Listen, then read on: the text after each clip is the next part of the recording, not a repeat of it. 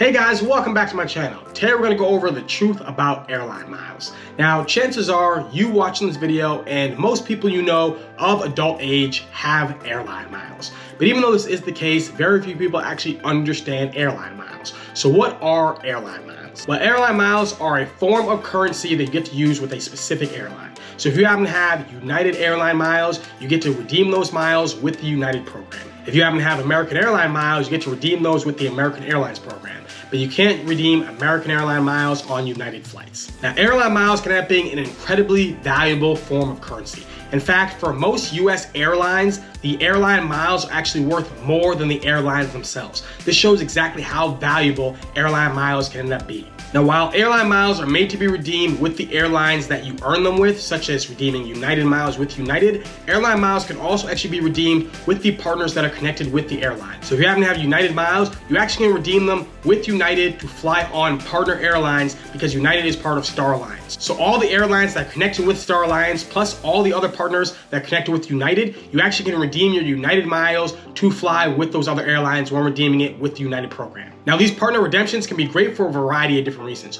One of the awesome things about it is that since there are so many different partners that connected with these different airlines, it allows you to fly to all different places across the globe. If you can only redeem United miles with the United program, then there may be many places around the world that United doesn't fly to, so you wouldn't be able to access that area of the world with United miles. However, since United is part of Star Alliance, if there happens to be a partner airline that you wish to fly on, you can find award availability, you can end up redeeming your miles with them. So if you want to fly over to, say for instance, Japan, you can fly with ANA because ANA is part of the Star Alliance. So you can end up redeeming your United miles with ANA to be able to fly over to Tokyo or to anywhere that ANA flies. This opens up the possibilities for you to be able to fly around the globe way more as compared to just being stuck to one airline and the different spots that airline flies. Now, while there are three big alliances such as Star Alliance, One World, and also SkyTeam, there's also small partnerships between programs that allow you to take advantage of these partnerships and redeem your miles with one program to fly on other flights. So if you happen to be flying with JetBlue, however, you want to fly over to Hawaii,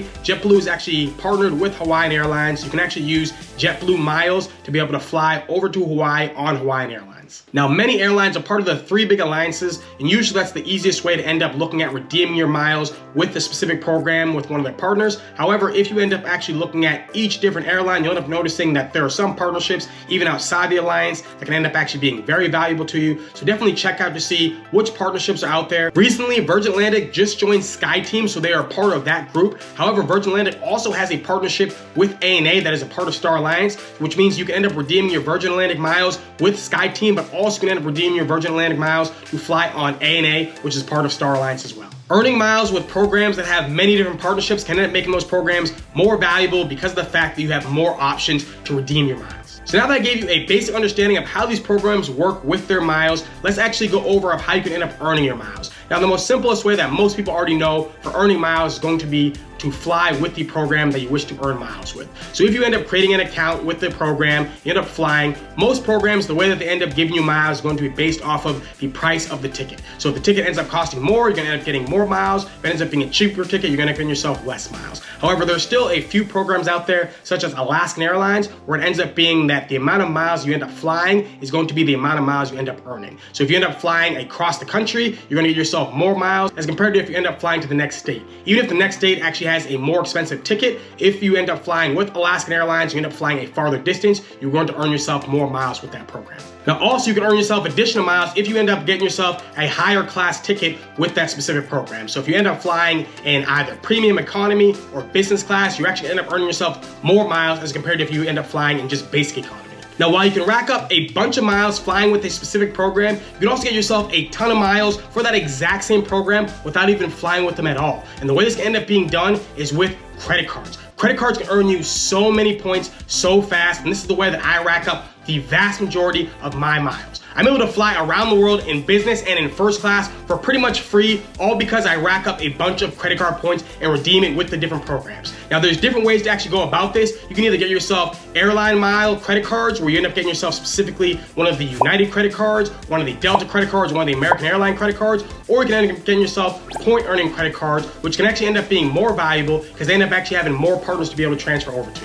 This ends up being getting yourself Chase Ultimate Reward Points, American Express Membership Reward Points, Citi Thank You Points, or Capital One Venture Miles. My favorite of these programs when it comes to airline miles is going to be American Express Membership Reward Points, because American Express Membership Reward Points have the most airline partners to be able to transfer over to. Plus, American Express, many times a year, is actually going to have transfer bonuses, which means that if there happens to be an airline that you actually want to transfer over your points to, there's a good chance you're going to be able to get yourself additional points when you actually transfer over your points to that program if you wait for one of their transfer bonuses. If you end up getting yourself something like the American Express Gold Card, you can get yourself 4x back on dining, 4x back on groceries. You can use this card for all of your food purchases, and then when you end up racking up all of those points, you can transfer it over to one of the airlines you wish to fly with and then redeem those points into miles and then be able to fly on that airline for free. So even though miles with a specific airline can end up being quite valuable, getting yourself a points earning card is, I think, can end up being way more valuable, because then you can end up transferring over to whatever specific partner ends up being the best use for you in that specific situation, which can allow you to save miles for a future flight.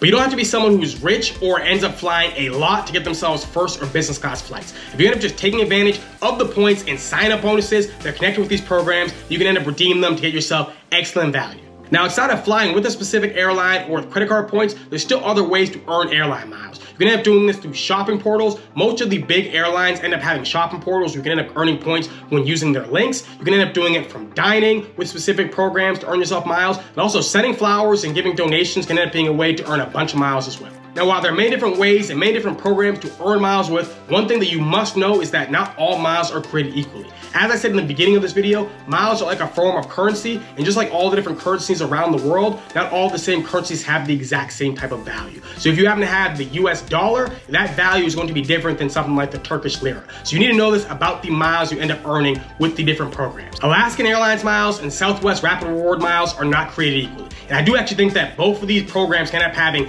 good miles for different types of people. If you actually want to fly internationally in business or in first class over to Asia, Alaskan Airlines miles can end up being great miles to use for that redemption, because they're going to give you some excellent value for that trip. However, if you happen to fly in the US with a larger family and you happen to rarely ever fly on the west coast of the country, then Alaskan Airlines miles aren't going to be as valuable to you. Having something like Southwest Rapid Reward miles can end up being more valuable for someone in that situation, because you can end up getting yourself a bunch of economy flights with Rapid Reward miles. It really all comes down to where and how you want to travel, and if you end up looking into the different programs, you realize that each one of them has their own little different sweet spot that you can take advantage of. Now, when it comes to redeeming miles, as I said earlier in the video, the miles you end up earning with that specific program can be redeemed with that airline and also the partners that are connected with that airline. Now, the thing about redeeming miles is that you actually have to find award availability to be able to redeem your miles with that program. Now, there's not always going to be award availability when it comes to redeeming your miles. If you end up finding a program that actually has dynamic pricing, usually it's going to end up being award availability with that, is because the way that dynamic pricing ends up working is that the price of the ticket cost is going to determine the amount of miles that's going to end up costing you. So if it ends up being $1,000, ends up costing 100,000 miles, then if it ends up being a $2,000 flight, it's going to end up being 200,000 miles. This ends up giving you a fixed value for your points. Now, some people do like this because they can always end up usually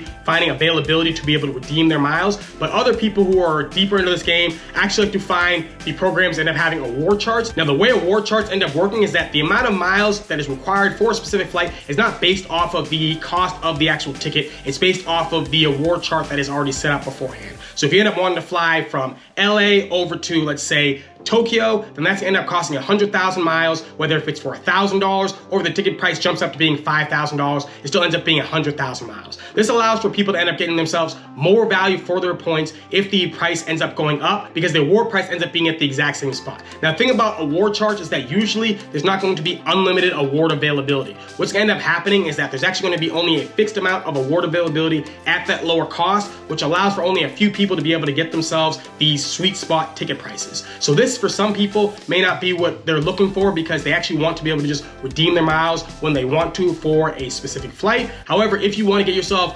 excess value for your points, then you're going to want to look for award charts. Now, as I said earlier, that there are going to be programs that end up actually having partnerships. Now, these partnerships tend to be where the award charts end up being located. If you happen to fly one of the major airlines in America, chances are there's going to be dynamic pricing where you're going to be able to redeem your miles with that program, but it's going to end up fluctuating based off of the ticket price. But if you actually end up flying internationally with these programs, end up using one of their partners, chances are it's going to end up being at a fixed price if you end up finding Saver award availability. Now, a good example of something like this would end up being, say if you want to fly with Delta internationally over to Europe, if you end up flying with Delta internationally over to Europe and you end up looking at the amount of miles end up costing, it's literally gonna end up being hundreds of thousands of Delta Sky miles if you end up flying in business class over to Europe. But that exact same flight, if you decide to redeem with Virgin Atlantic and you actually found award availability, you could fly over on Delta One, which is the business class flight, to Europe from the US for 50,000 Virgin Atlantic miles. This is gonna end up saving you a ton of miles if you end up actually finding this award availability. Now again, you're gonna find more availability if you end up redeeming with Delta, but it's gonna end up costing you hundreds of thousands of more miles if you decide to redeem with Delta for this flight as compared to with Virgin Atlantic. It's gonna cost you only 50,000 miles for the exact same seat. It's crazy when you think about it, but it's honestly true that when you end up redeeming your miles with the program that you end up earning them with, you actually chances are gonna get yourself less value than if you end up redeeming with a partner that's connected with that program. Now, as I said earlier, award availability with these partners is going to be incredibly limited.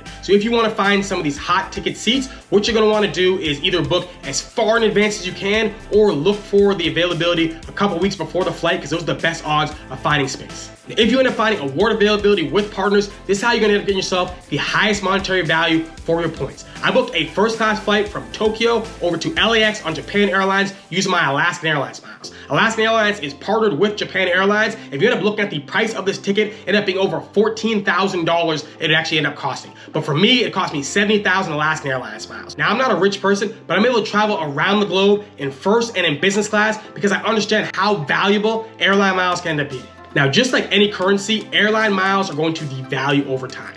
Last year, eggs were a certain cost. This year, they are way more expensive. That's exactly how it's gonna go with your airline miles. There may be an award flight that you see that costs 50,000 miles today, but next year it might end up costing 75,000 miles. This is the reason why you do not want to hoard your miles and then just watch the number go up and up because the miles are actually gonna go down in value over time. So what you should end up doing with your miles, you should end up redeem them for flights that you know that you need to take or redeem them for an awesome adventure. But hopefully you enjoyed this video. If you do have any questions about airline miles, drop them down in the comment section down below and I'll do the best I can to answer them. If you happen to be interested in any airline mile earning credit card or any points earning credit card, I will have referral links down below. If you decide to use those, they will really help out the channel and I'll be incredibly thankful for your support. If you happen to really like this video, then please hit that like button, hit that subscribe button, share this video, and have a beautiful rest of your day.